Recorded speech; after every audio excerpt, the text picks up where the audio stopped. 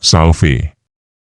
Video ini merupakan kelanjutan video pertama yang berjudul, Filioque tidak bertentangan dengan Alkitab dan ajaran para bapak gereja.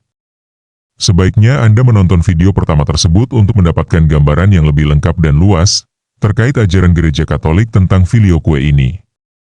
Pada video bagian kedua ini, Katolik harus tahu membahas kronologi kejadian yang menekankan bagaimana Filioque telah diajarkan oleh para bapak gereja dan konsili-konsili ekumenis gereja yang satu, Kudus, Katolik, dan Apostolik, jauh sebelum skisma besar tahun 1054.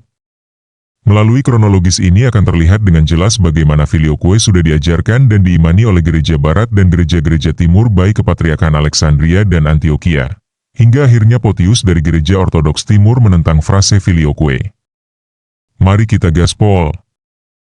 Aku percaya akan Roh Kudus, Gereja Kristus yang kudus, persekutuan para kudus, pengampunan dosa, kebangkitan badan kehidupan yang kekal.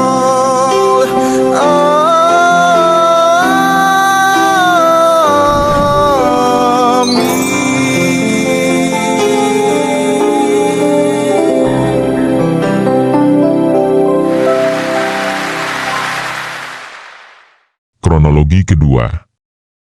Munculnya ajaran sesat Arianisme.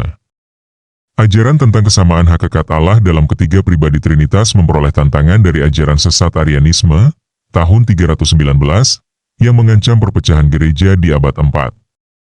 Bid'ah ini diajarkan oleh Arius, seorang imam dari Alexandria, yang mengajarkan bahwa Kristus tidak sehakikat dengan Allah, namun hanya ciptaan biasa, yaitu ciptaan yang tertinggi. Kronologi ketiga. Konsili Ekumenis di Nikea, tahun 325. Untuk menanggapi ajaran sesat Arianisme inilah, maka para uskup berkumpul melakukan konsili ekumenis yang pertama di Nikea pada tahun 325 yang diadakan atas dukungan dari Kaisar Konstantin. Dalam konsili Nikea inilah dirumuskan secara definitif ajaran tentang Allah Trinitas, yang sudah sejak awal diimani oleh gereja.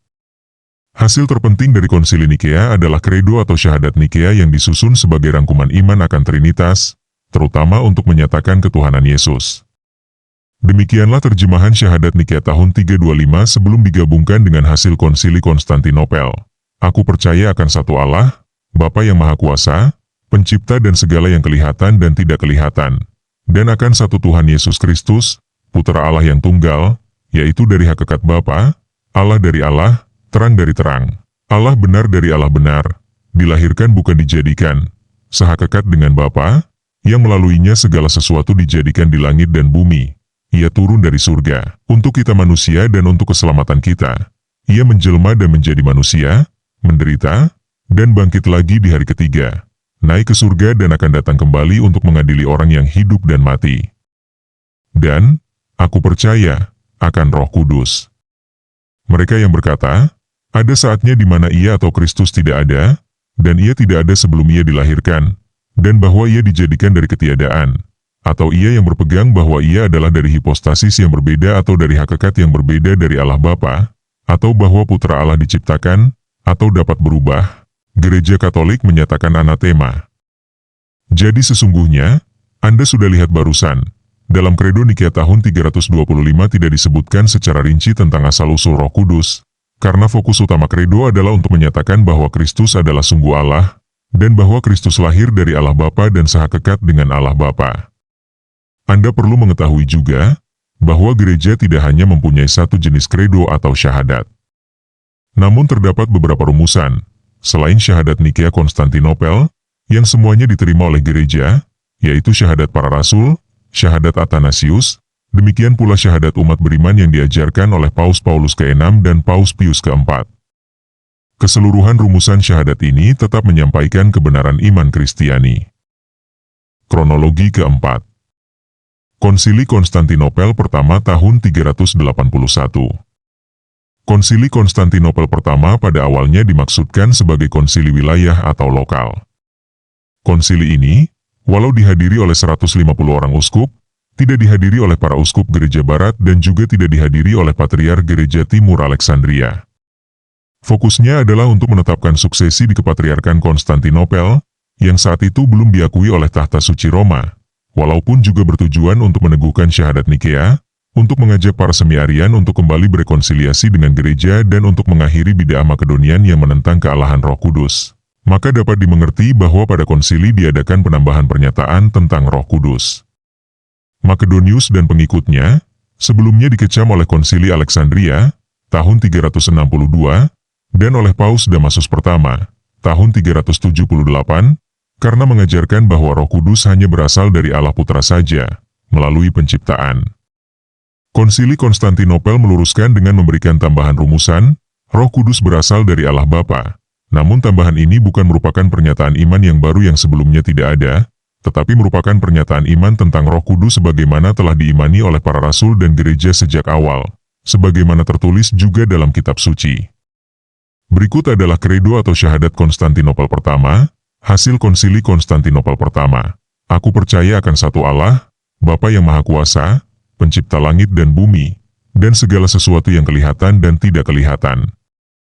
Dan akan satu Tuhan Yesus Kristus, Putra Allah yang tunggal, lahir dari Bapa sebelum dunia, terang dari terang, Allah benar dari Allah benar, dilahirkan bukan dijadikan, sehakikat dengan Bapa, olehnya segala sesuatu diciptakan.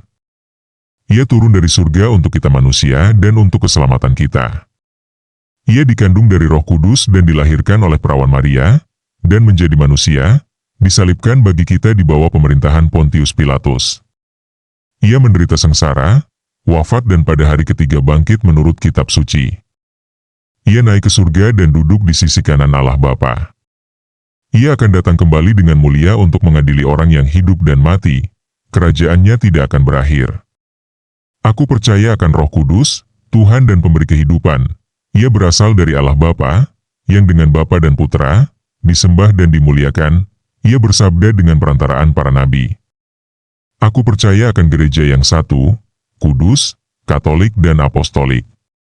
Aku mengakui satu pembaptisan akan pengampunan dosa, dan aku menantikan kebangkitan orang mati dan kehidupan kekal. Amin. Kanon pertama, pengecaman terhadap ajaran Arianisme, Makedonianisme dan Apollinarianisme. Kanon kedua, memperbaharui legislasi Nikea, uskup berkarya di gereja-gereja di dalam batas keuskupannya. Kanon ketiga, menyatakan bahwa Konstantinopel adalah Roma yang baru, dan bahwa kota Konstantinopel mendapat kedudukan kedua setelah Roma. Kanon keempat, membatalkan ordinasi Maximus sebagai uskup dan meneguhkan Santo Gregorius Nazianza sebagai uskup Konstantinopel. Kronologi kelima. Dekret ketiga Paus Damasus tahun 382 Masehi. Tanggapan terhadap hasil konsili Konstantinopel pertama. Walaupun menurut Photius, Mansi ketiga tahun 596, Paus meratifikasi keputusan konsili ini, namun catatan dekret Paus Damasus pertama pada tahun yang sama, tidak menunjukkan bahwa pernyataan Photius itu seluruhnya benar. Sebab melalui dekretnya yaitu, Decree of Damasus nomor 3, tahun 382 Masehi, Paus Damasus mengakui kepatriarhan Alexandria dan Antiochia, tetapi tidak mengakui kepatriarhan Konstantinopel. Berikut isi dekret Paus Damasus pertama, tahun 382 Masehi.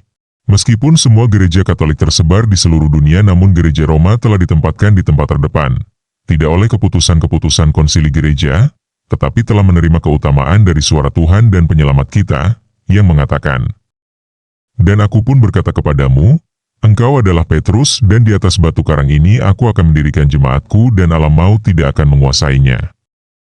Kepadamu akan kuberikan kunci kerajaan sorga. Apa yang kau ikat di dunia ini akan terikat di sorga, dan apa yang kau lepaskan di dunia ini akan terlepas di sorga." Lihat Matius 16 ayat 18-19. Sebagai tambahan kepada ini, terdapat juga rekan dari pemilihan tersebut, yaitu Rasul Paulus. Maka, tahta yang pertama adalah tahta Rasul Petrus, yaitu dari gereja Roma, yang tidak mempunyai noda maupun cacat atau semacam itu.